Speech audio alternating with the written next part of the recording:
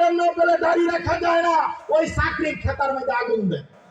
রিজিকের ফায়সালা আল্লাহর কাছে।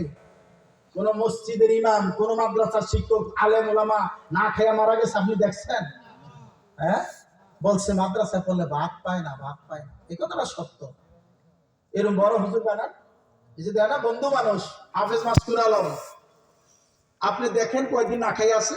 বরং আল্লাহ রহম করুক, আগে আর ফোন দিয়ে বলতে হয় যে ভাই বিরিয়ানি সিরানি করানোর দরকার নেই, সাদা ভাত কটা খাওয়াইয়েন।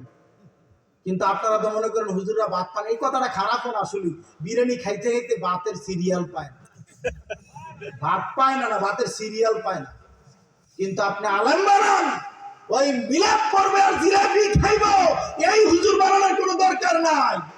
সহিহ বুখারী ৭২৮০ নম্বর হাদিস, আল্লাহ বলেছে কুল্লু উম্মতি ইয়াদখুলুনাল জান্নাহ, সকল উম্মত জান্নাতে যাইবে।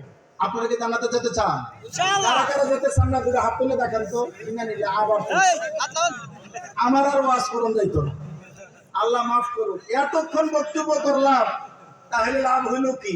আমি বলছিলাম না মাঝে মধ্যে আপনাদেরকে একটু টুকা দেব। আমি তো আমার কথা রাখছি। আমার আন্তনগরের টিকিট এসে গেছে, যেহেতু এখানে হাফেজ ছাত্রদের একটা অনুষ্ঠান আছে। আলহামদুলিল্লাহ, এই সুন্দর প্রতিষ্ঠানটা চালাচ্ছে আমাদের এই বন্ধু মানুষ হাফেজ